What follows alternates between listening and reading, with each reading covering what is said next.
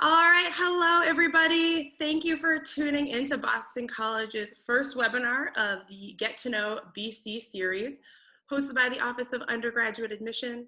My name is Lauren Riley, and my colleague Stan Zatkowski and I, we are both from the Office of Undergraduate Admission, and we will be your MCs for this event today. We are really excited because we are joined by two very special guests. George Arey, Associate Vice President for the Office of Residential Life and Special Projects, and Beth Emery, the Director of Dining Services. We know that as both you students and families start to make decisions about where you, the student, and your student, should ultimately be at college in the fall, these are two very important subject areas to discuss. So we want to give you the opportunity to hear from the experts here.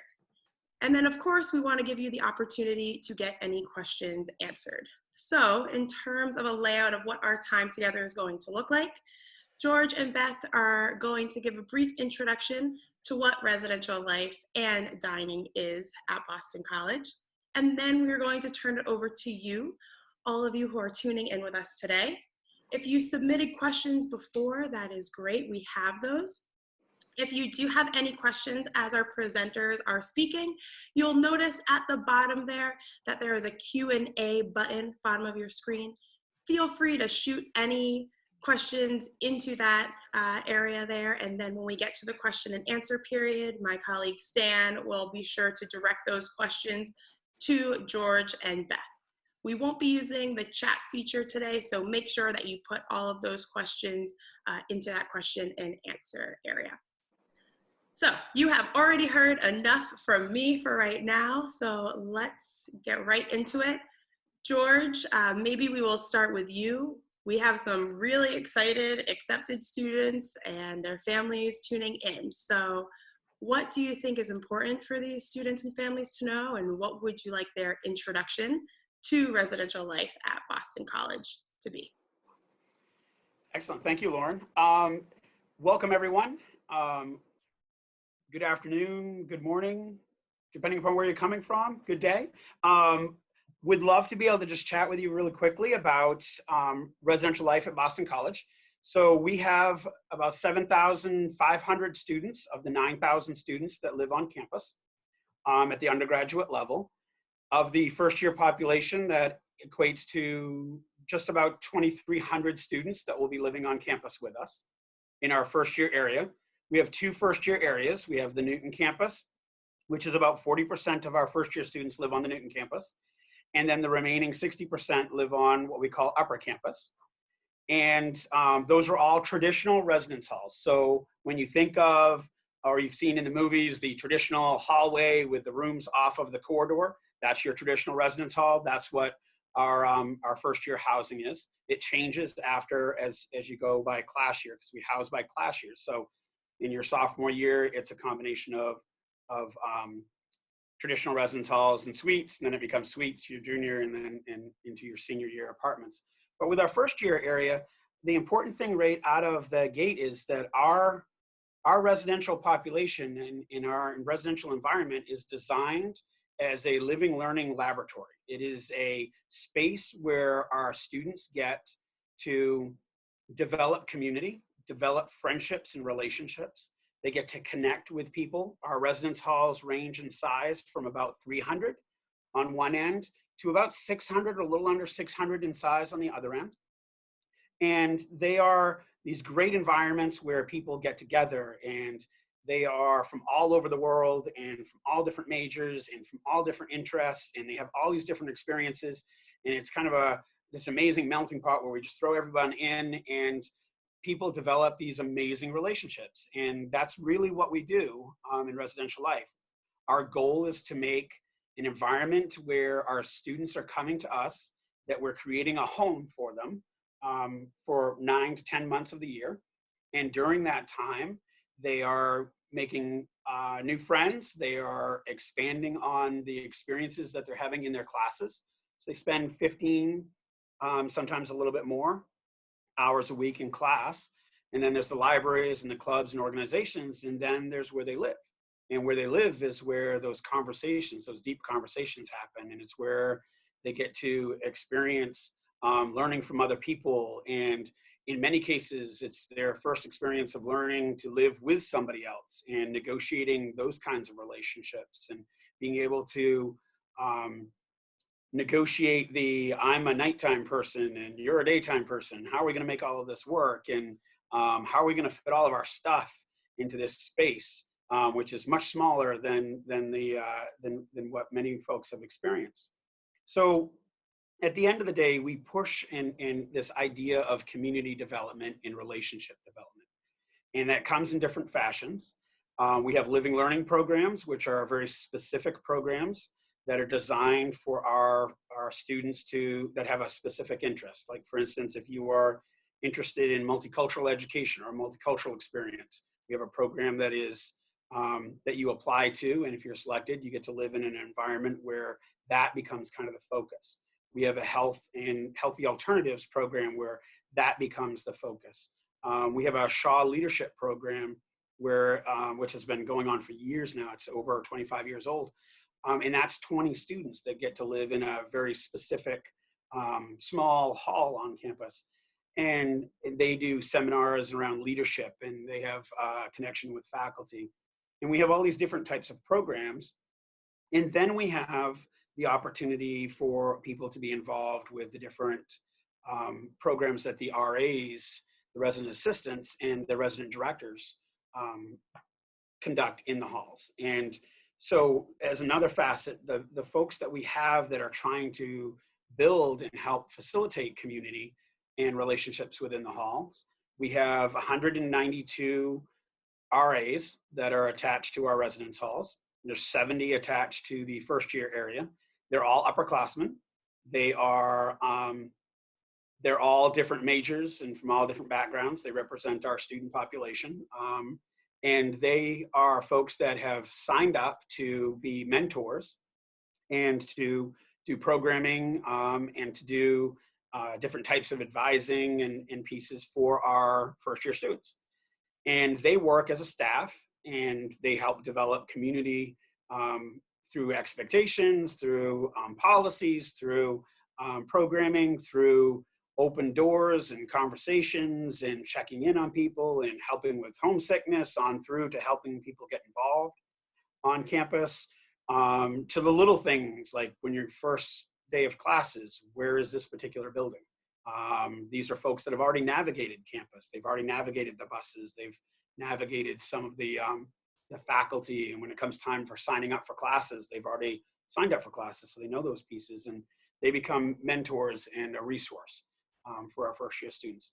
They're supervised by folks that are at our graduate staff level. We have graduate students that work with them, and then we have professional staff, and every building has a professional staff member attached, and they're all folks that have master's degrees in higher education or counseling and live within the building, and they're there to support the RA staff, and then to have, again, mentorship relationships with our student population. So they work with our students to be able to again, develop and address their experience on campus, but also to address issues and concerns that come up. If there are security, or if there are roommate conflicts or things of that nature, they help manage those and help the students learn how to navigate the different challenges that come with some of those pieces.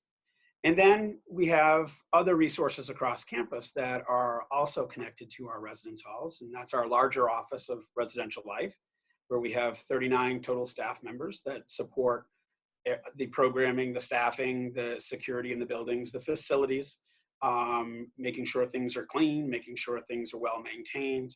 And we have all those kinds of connections that we have within our office in support of our first year students. And then the other part is we also have a graduate program that has formation. And our formation program is really connected to this idea that as a Boston College student, you're going to have the opportunity to come to Boston College and get an amazing education. And my friends from admissions will kill me when I say this, but there are lots of schools that you could get an amazing education at. But the difference at Boston College is this value add. It's this other thing that we do. And it's this idea that we are trying to provide our students with an opportunity to really figure out who they are, how they fit into the world, and how to navigate the world. And we do that in such a way that it is an attention to the individual student. And we have all kinds of offices on campus that Residential Life partners with: campus ministry, counseling services, health services, student activities, all these other offices that we bring into the halls to be able to partner and to try and provide this thing that allows the Boston College education to be really special and something more than just that education of in the classroom.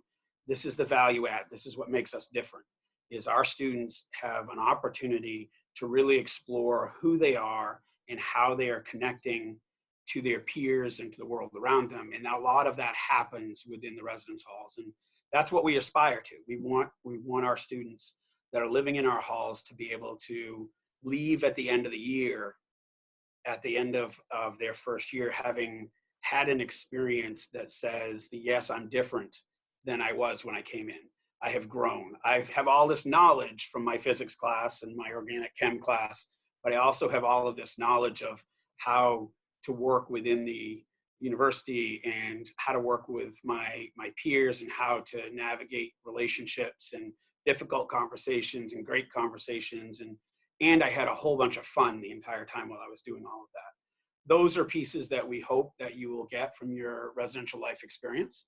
They are what we strive very hard as a staff of about 350 to be able to do on campus. And that's our end goal of making Boston College a special place and making Boston College a home and making it a different experience. Lauren, back to you. Awesome. Thanks so much, George. So now let's turn it over to Beth. Same question. We have these excited students and families here. What should be their introduction to dining at Boston College?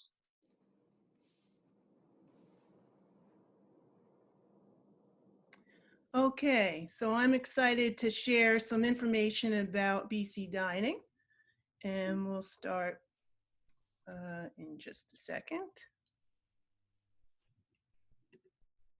Here we go. So you can see I'm very proud to be a member of an award-winning dining services. Just a few awards that we've won the last few years. Particular focus on innovation and sustainability, and I'll touch on that a little bit as we chat. Who are we? So we're very proud to be one of only 3 self-operated dining programs in Boston. And what does that mean? That means that all of the employees that work for us are employees of Boston College. So we are not a contracted dining program. Everybody on our team is an employee of BC. And we're very proud because being a Jesuit school, we are providing all of our employees a guaranteed work week, which is very unusual in food service, a competitive fair wage, and benefits the same as any professor. We have a very diverse work group. We've got over 33 nations represented and more than 11 languages spoken by our team.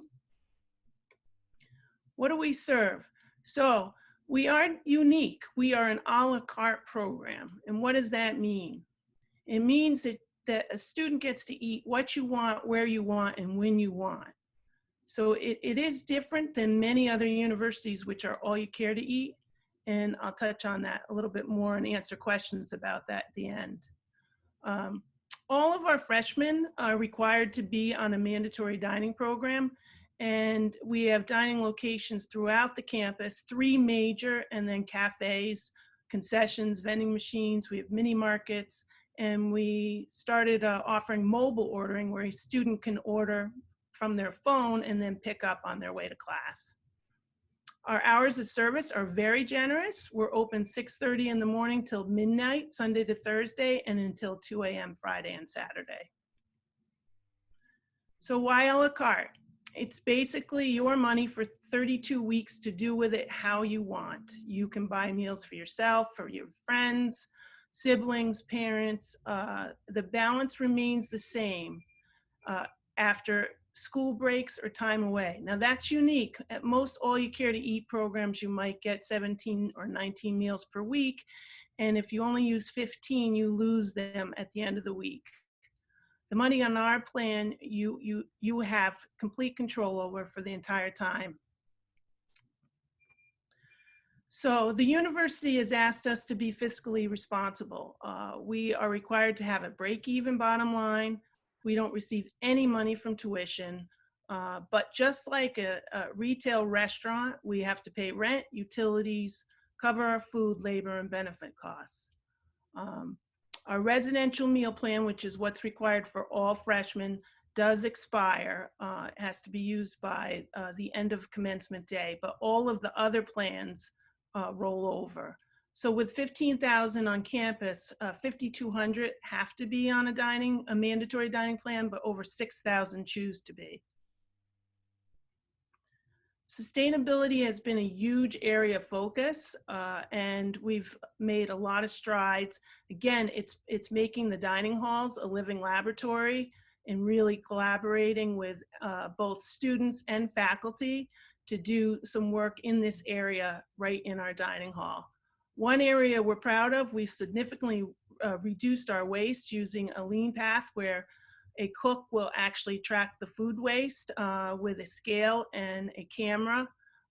And we also have just recently offered a choose to reuse, which is a reusable container that a student can use to get their meals so that they're using less disposable ware. We did receive a very generous grant from the Henry P. Kendall Foundation, and our focus the last couple of years has been to get closer in purchasing. So we're doing a lot more regional purchasing, and we're proud to say we have 32% of our budget spent on regional and sustainable food, and that's an area we're going to continue to work on. This Fresh to Table program, which is part of the Henry P. Kendall Foundation, was piloted at one of our largest dining halls on Lower Campus at Corcoran Commons, and this year we expanded it to the other two major dining halls. And it's just awareness and education and sampling with students in the dining hall so that they use dining as a living laboratory. Again, a number of students and faculty have actually done research projects in our dining halls. Here's the information on the residential meal plan. So the first column is what is required of all freshmen that live on campus. A student for the semester has $2,665 that can be spent in the main dining locations, and then $175 in dining bucks that can be spent anywhere on campus. And what does that provide? It's about 2 meals plus per day. It gives a student about $25 a day. It's perfect for a student who takes food to go, travels on the weekends, and whatever you don't use first semester rolls into second semester, but all of the funds do expire, and if they're not used, they expire on commencement day. Because of feedback from students and parents, we did start to offer a maroon and gold upgrade for a more frequent user this past year, which went very well.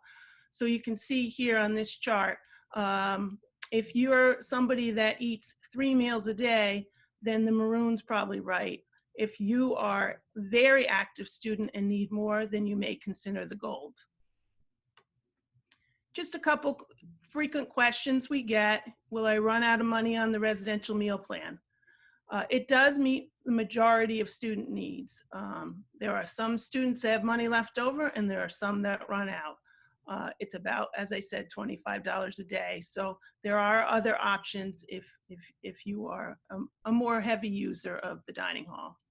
We do have a number of tools and budgeting tips so that students can help manage. This is really gives them the experience of what it's like to manage their food budget on a day-to-day or week-to-week basis. And that's all available on our website. And we often meet with students if it's something that they need help with. And can you meet my dietary needs? Absolutely. We do have a dietitian that will meet with students to create personalized plans, and certainly any student that has an allergy or specific dietary need, we will take care of. We do have a plain and simple line, which is free of the 8 major allergens available at our 3 major dining locations for dinner. We have signage, and all of our managers and staff have been well-trained in allergen training. And we have a number of really great information on our website. Finally, I'm just going to say we do have a very large department. We've got about 220 frontline team members, another 45 managers, and then we've got over 1,000 additional students, both BC students and neighborhood high school students that we hire. We're always looking for help. Really, some of our student employees are our most valued team members, and they do get a meal stipend if they work a 4-hour shift. Another example on this slide is what you can use with your dining plan. You can order birthday cake for a roommate or a friend, and those are all available on our website. So with that, I'm going to turn it back to Lauren. Let me just get out of this. There we go. Awesome, great. Well, thank you, George and Beth, for all of that great information. What I am going to do now is turn it over to Stan. It looks like we do have a good amount of questions coming in. Of course, we had plenty of questions from before. So Stan, let's turn it to you to see what we have. Sure. The first group of questions actually are directed at George, and a lot of them have to do with roommates. Roommate selection. Can I change roommates once I'm at BC? And not only for the first year, but in subsequent years, do students have more control over who they live with sophomore, junior, and senior year? So a number of questions have to do with roommate selection. Absolutely. So I'll jump right in on that. Excuse me. So the roommate process, starting off with their first year, many of our students choose to do one of 2 options.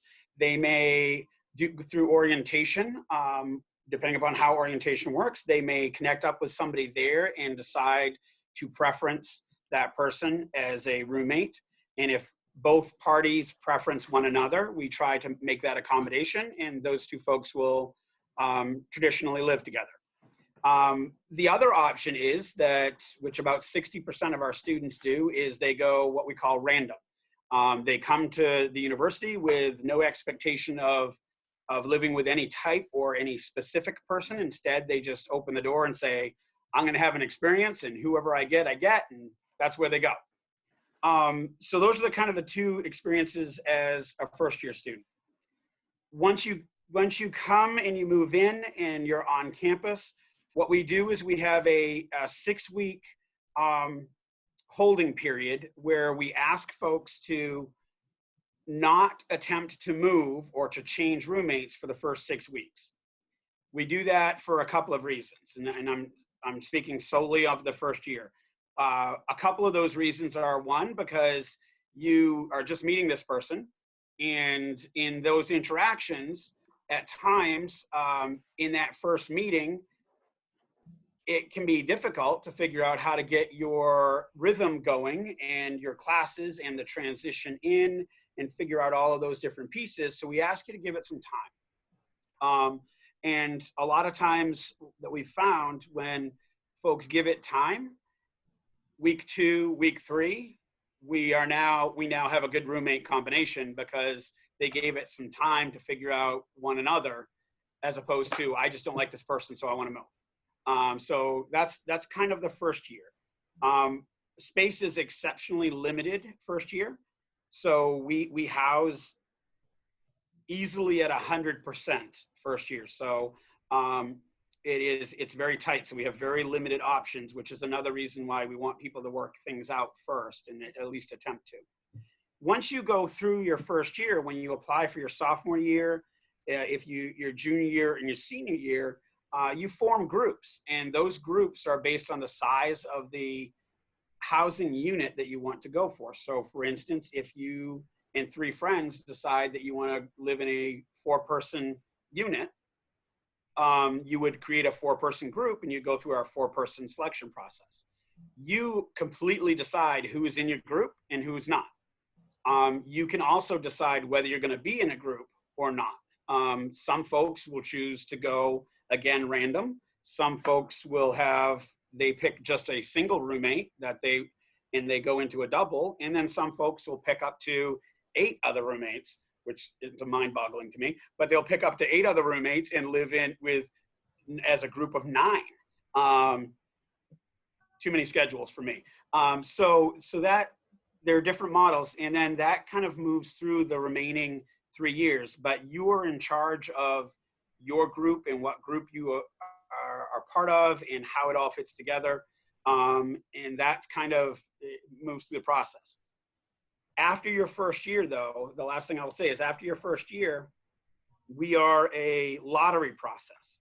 And so it is based off of a lottery system. So you'll create a group, you go into a lottery process, you're assigned a number, and that number corresponds with the number of units that we have of any particular type.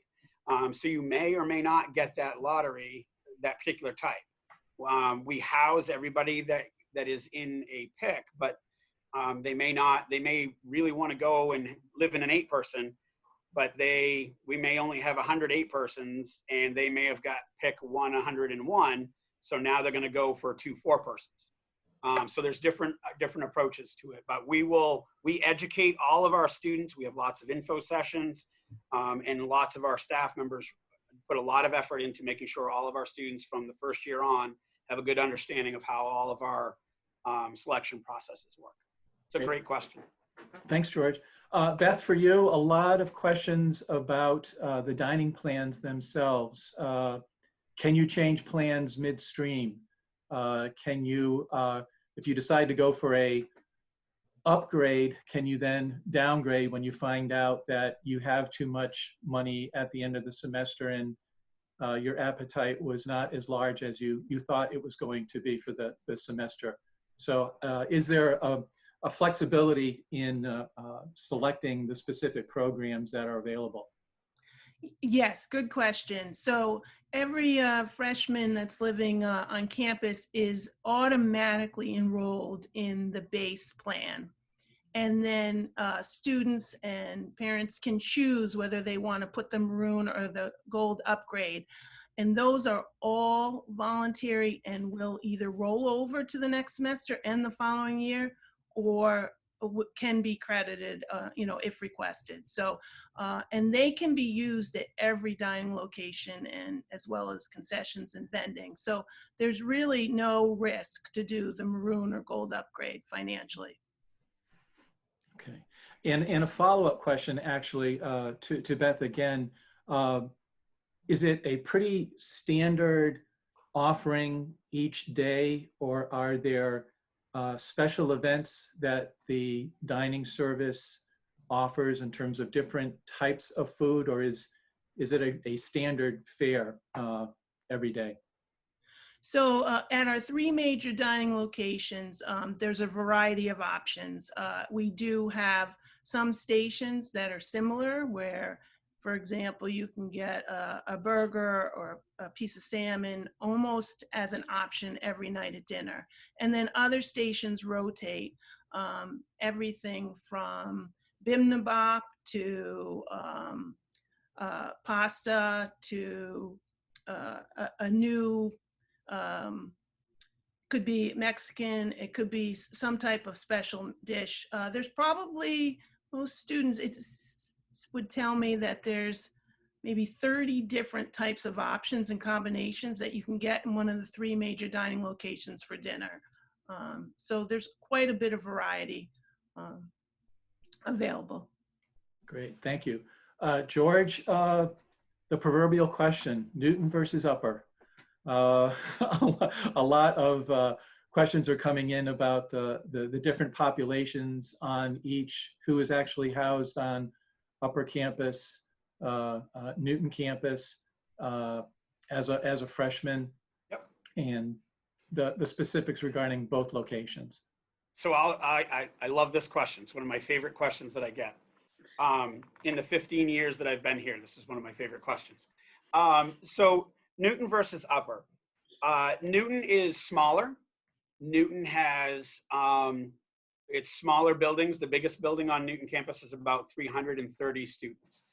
It has more green space, more outside space around the overall campus. It has a small park that's right beside it. So it's got wooded space and trails and things of that nature. There's rec center out there. There are athletic fields. The law school is out there. And then dining is out there as well. And Beth is on here as well from dining. So I'm just going to say this. Inevitably, dining on the Newton campus is always received well. And I think part of it is the food quality and part of it is the relationship that the students have with the staff. It always gets exceptionally high marks across campus. The rooms are exactly the same between Newton and Upper Campus. They're the same types of rooms. They're combinations of singles, doubles, triples, quads. They're interchangeable. Just the size of the buildings is really different and the density. On Upper Campus, you have about 14 to 1,500 students. So there's a lot more people and there's a lot less space. So my argument with this, and year in and year out, is that Newton campus offers you the opportunity to have a little bit more of a relaxed experience. You're going to ride the bus because there's a bus back and forth, you're developing relationships and you're interacting with people.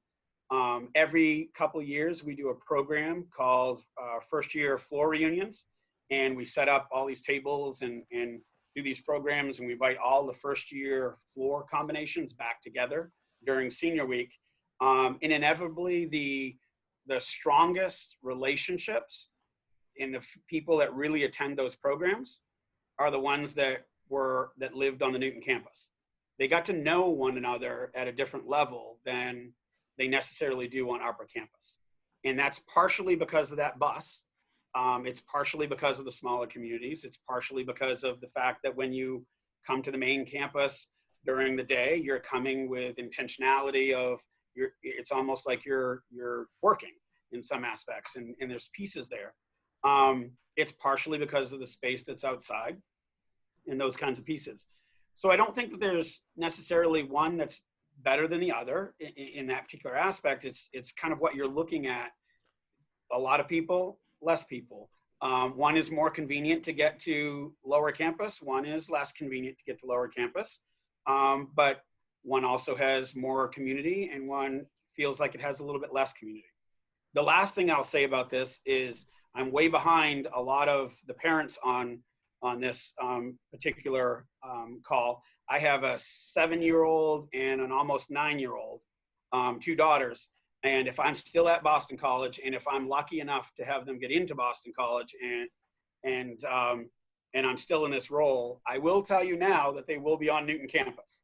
That will be the experience that they will have, because I think the extra space and the green space and the smaller communities are important, at least in my eyes.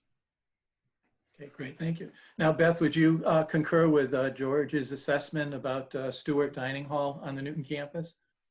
Absolutely. Students tell me that they really like the dining hall at Newton because it's smaller.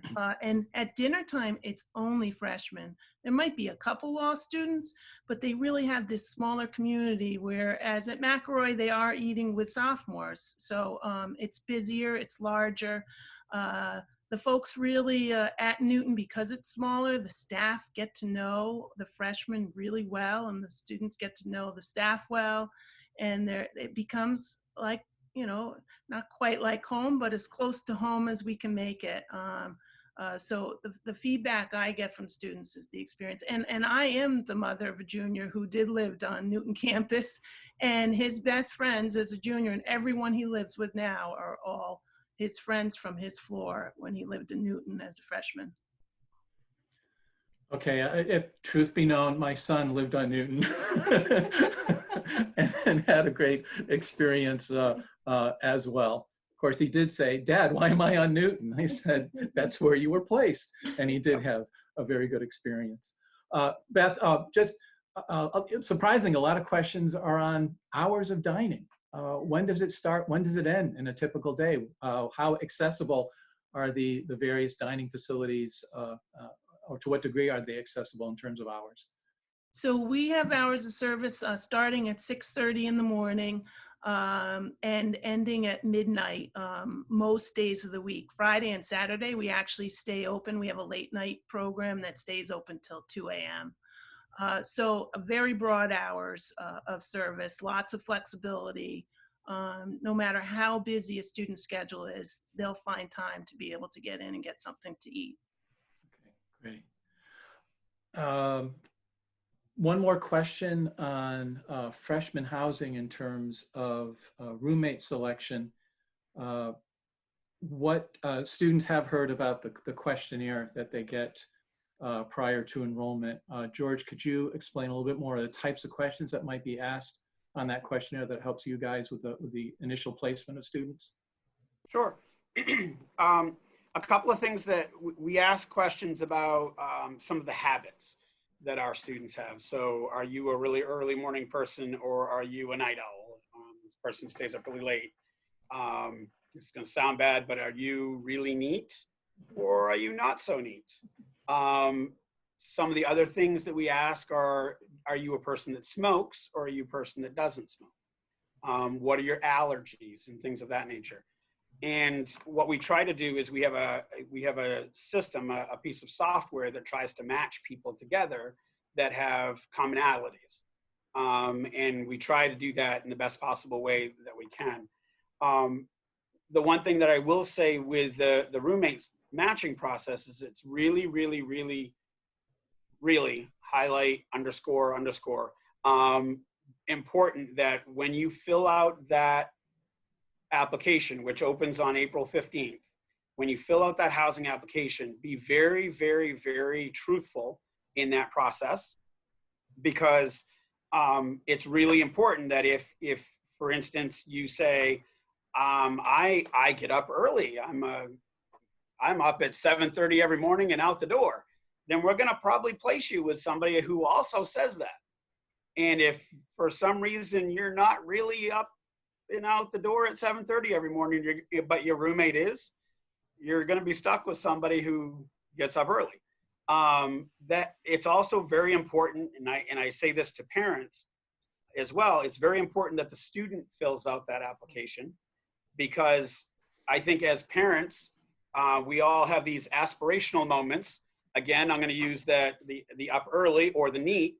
My child is neat, and so I'm going to fill out that they're neat. And I know that my child will be up by 8, and they're going to take 8 o'clock classes. And that's our aspiration for them while we're around them. When we turn them over to their own devices at school, sometimes they don't always do that. And I think that becomes a challenge, because if that's not their natural proclivity, then they end up placed with somebody who it might actually be their natural reality. They might actually be a person who gets up early. They might actually be a person who is exceptionally neat. They might actually be a person who doesn't smoke. They might actually be a person who needs a quiet environment to study as opposed to loud music to study. Those are all questions that we ask, and we need that kind of transparency as we're trying to match people. Okay. Along those same lines, when you mentioned the living and learning communities, are there application processes associated with those locations on campus and becoming involved with those groups? There certainly are. All of our applications, so we have, I'm looking at a list. My staff prepared me very well for this. But we have Healthy Living Community, we have the Casca Women's Experience, the Multicultural Learning Experience, the Shaw Leadership Experience. We have what's called the C. Cole Scholars, which is a nursing program. the BC First Generation program, which is a brand new program this year. And then we have Perspectives, which is attached to a set of academic courses. Each of those is an application process or attached to your registration. You can get all of this information online at the Boston College Office of Residential Life website. And we have a living learning page, which has all of the different descriptors of the programs, the application process, the timelines, and the deadlines.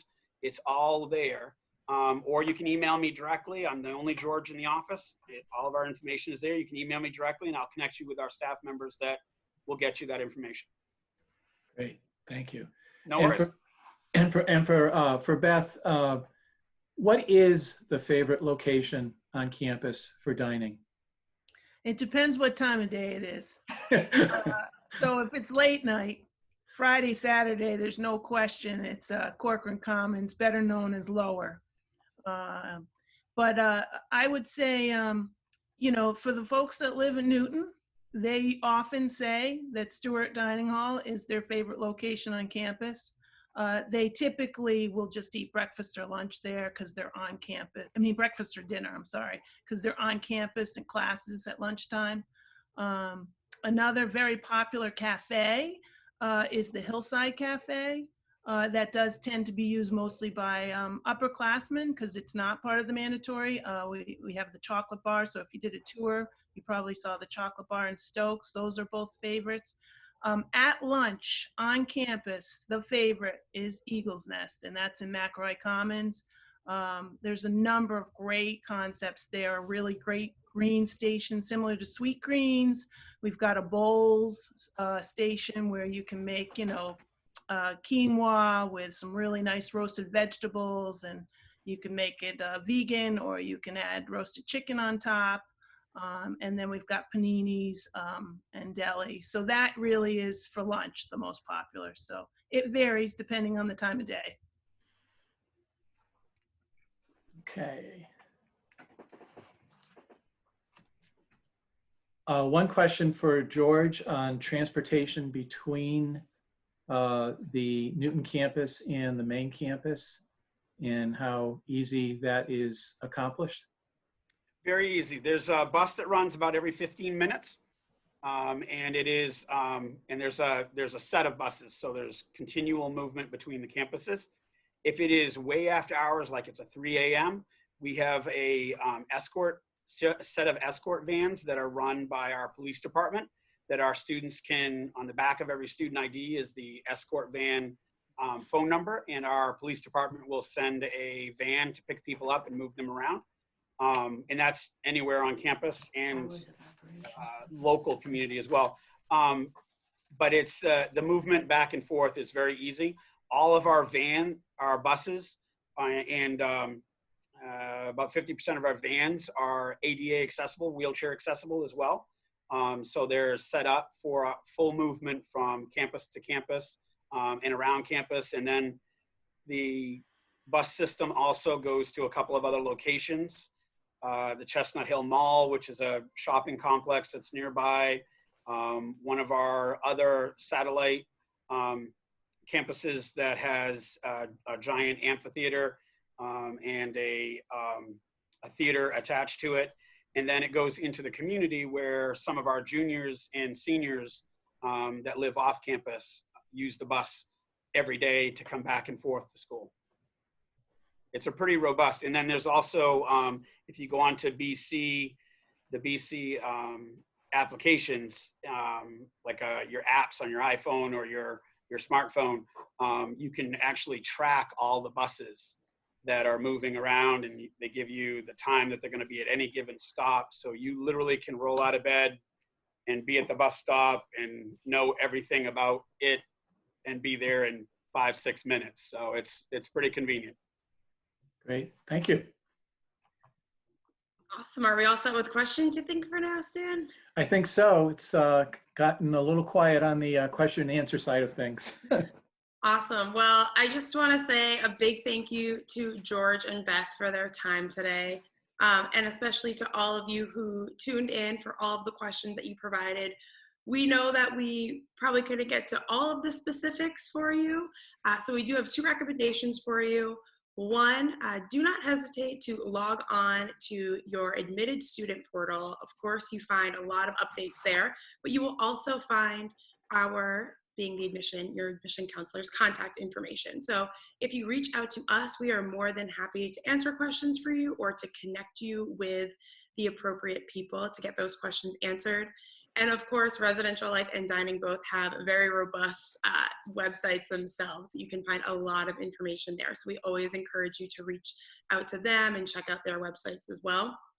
If some of your questions that maybe didn't get answered, maybe weren't pertaining directly to residential life or dining, please know that we are putting on numerous webinars throughout the month of April with faculty, staff, students, alumni.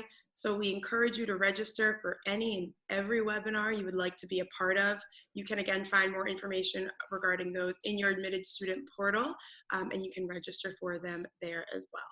So again, just a big thank you to everyone who's joining us, and a big thank you to Beth and George.